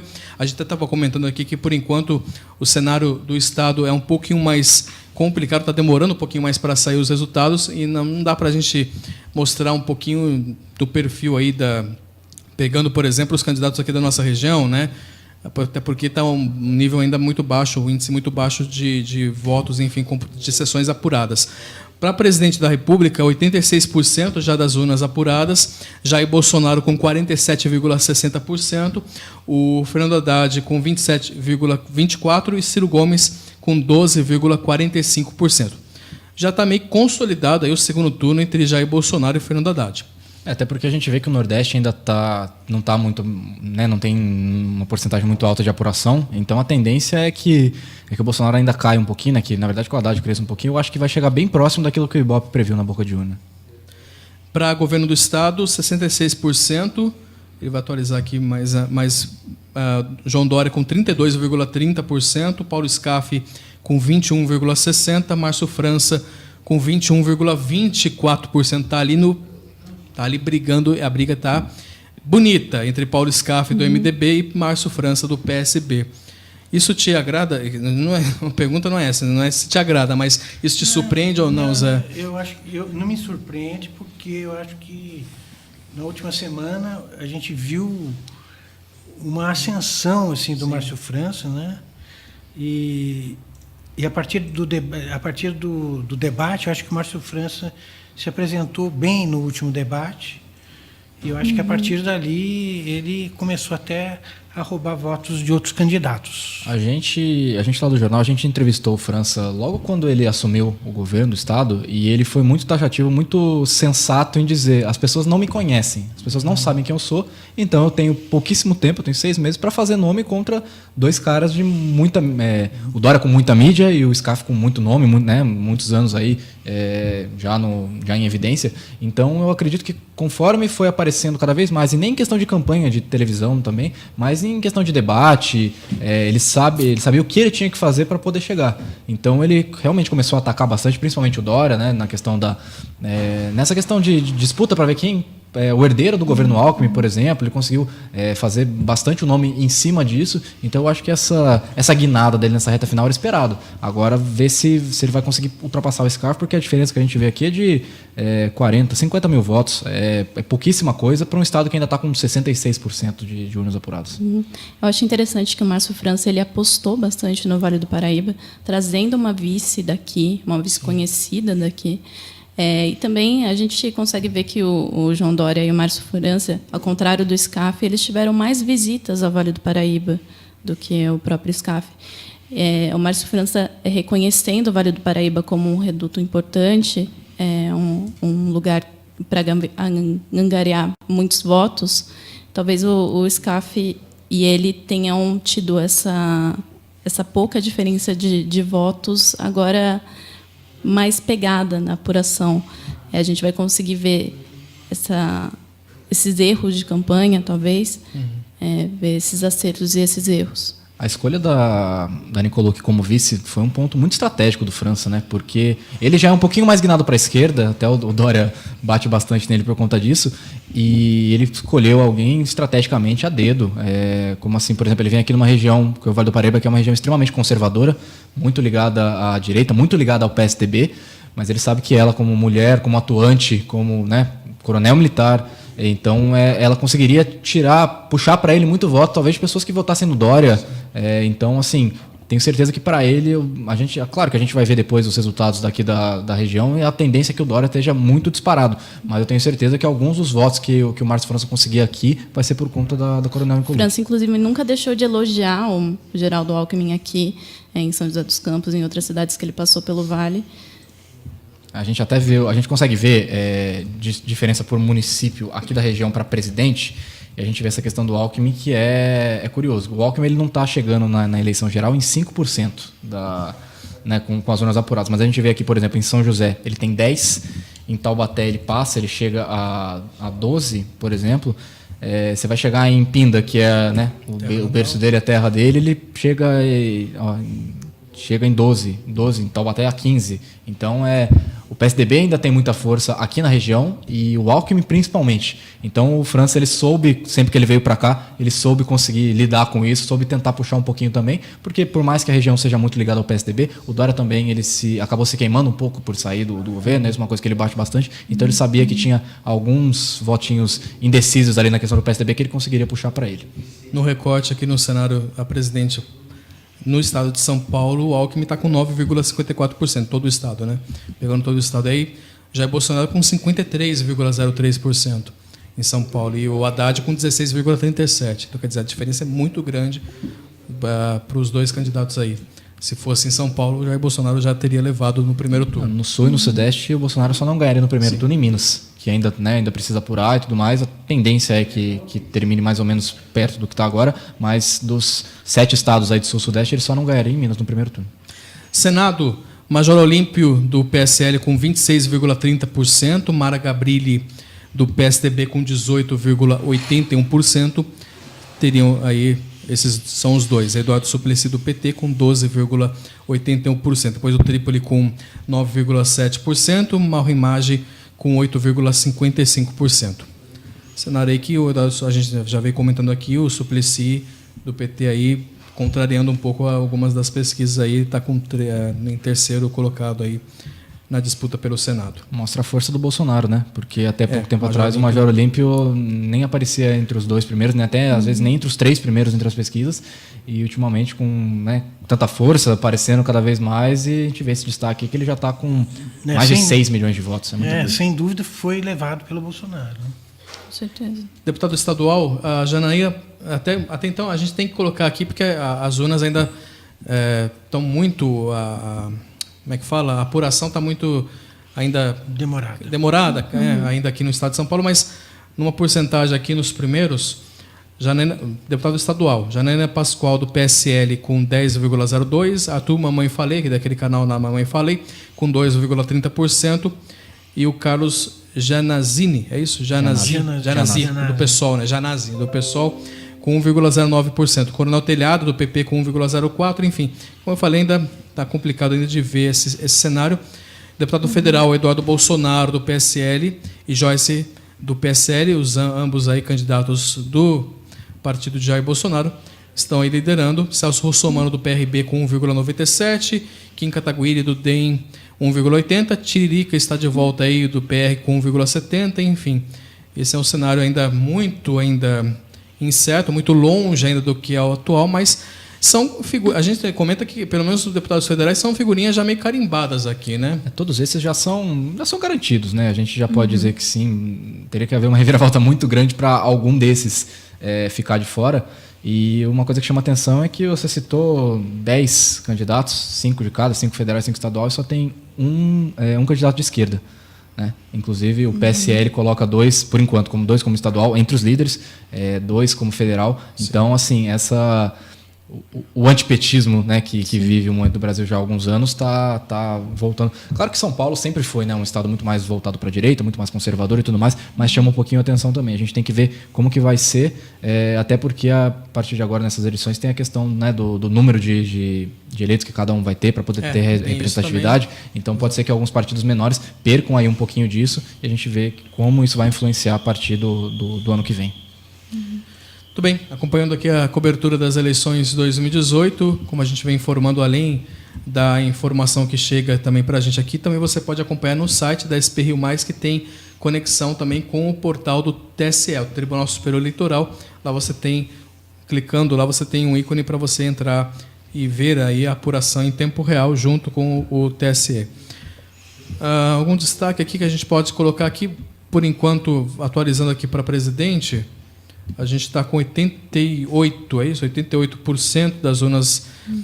Aí, novamente, a gente vê aí 47,35% para Jair Bolsonaro do PSL, 27,55% para o Fernando Haddad do PT.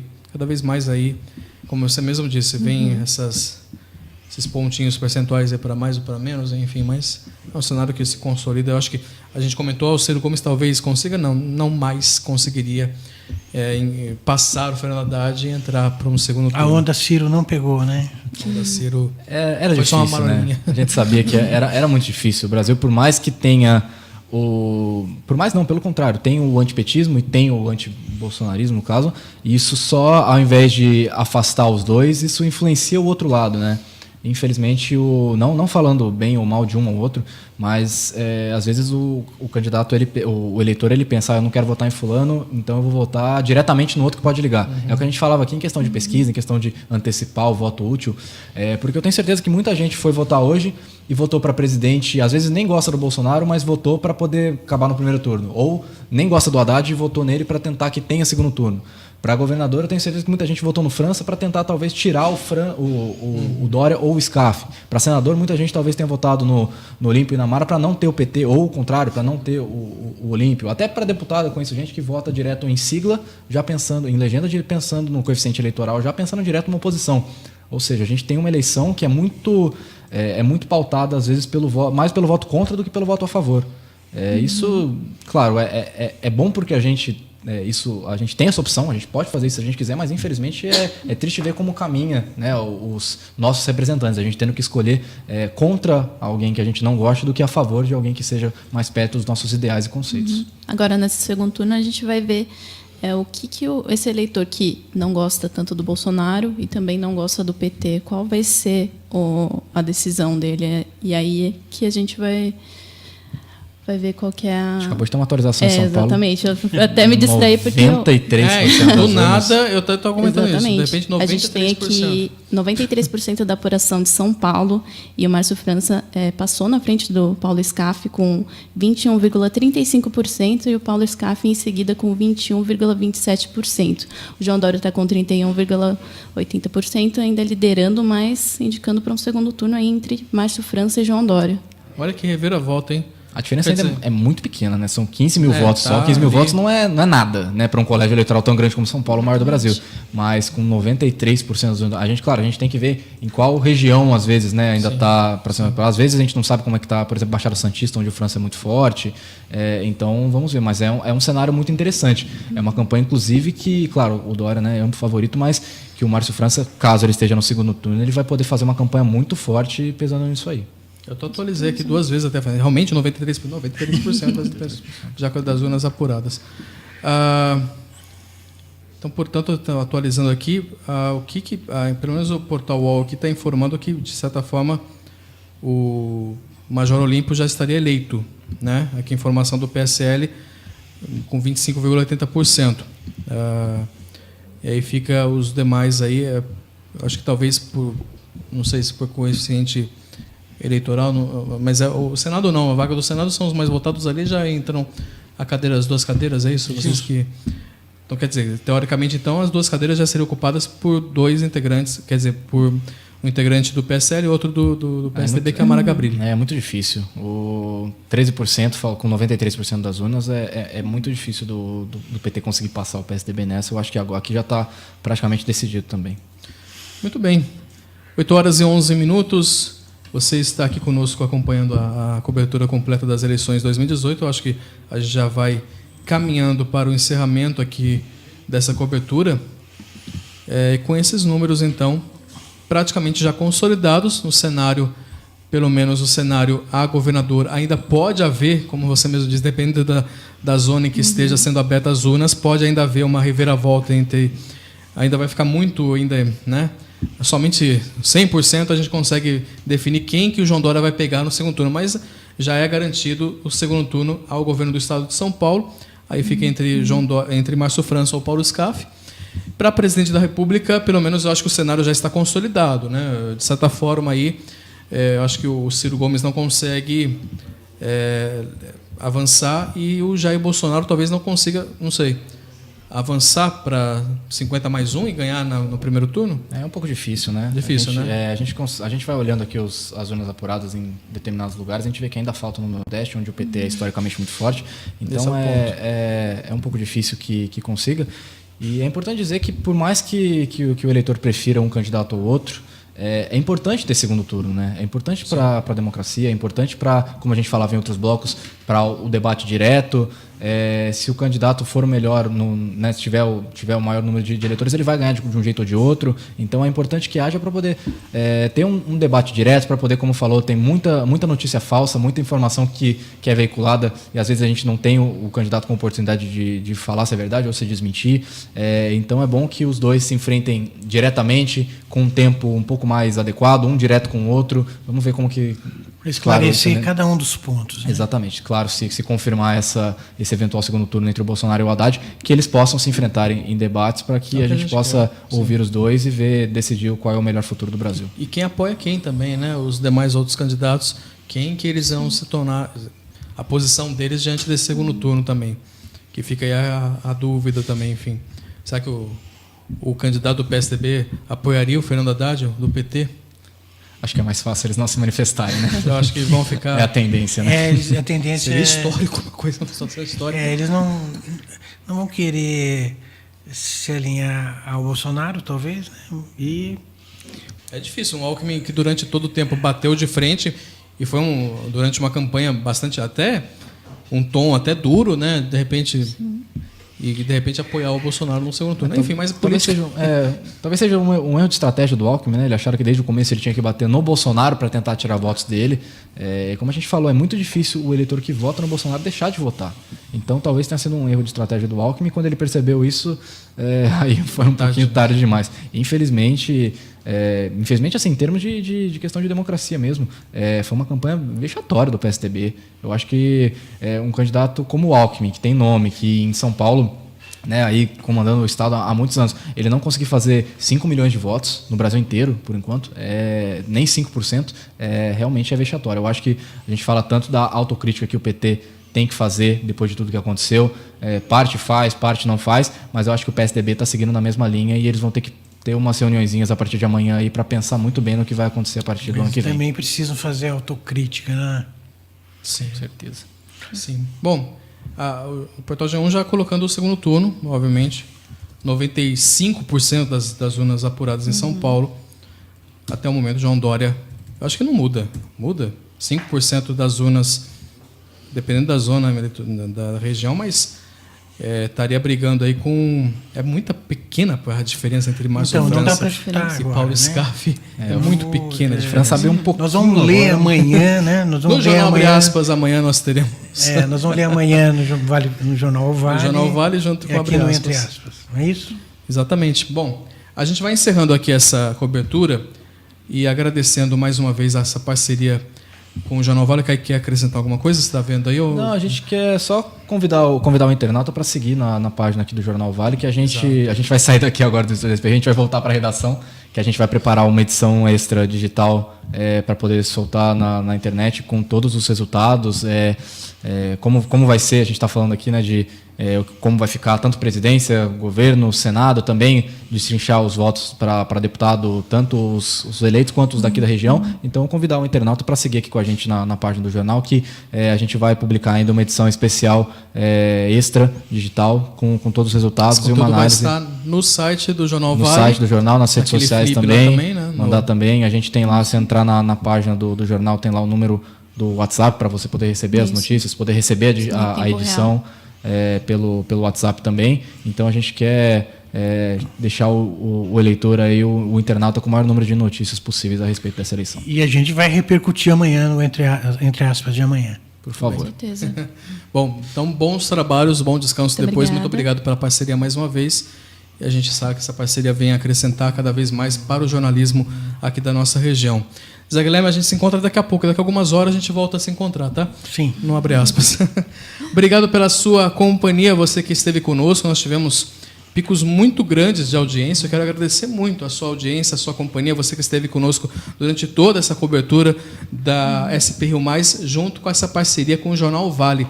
Durante todo o dia de hoje nós estivemos aí juntos. Só lembrando Thaís. que a nossa cobertura ainda não acabou. Quando o resultado oficial sair, a gente vai fazer uma nova live lá direto da nossa redação. Então, continue acompanhando pelo Facebook do Jornal Vale. Haja café para poder aguentar até altas horas. Muito obrigado, Thaís. Obrigado, Kaique. E a gente se encontra, então, durante a programação. E lembrando que amanhã, Jornal Abre Aspas, ao vivo, a partir das 9 horas da manhã, na nossa página no Facebook, junto com o Facebook do Jornal Vale e na sprriomais.com.br. Um ótimo finzinho de domingo para todos e até amanhã. Eleições 2018.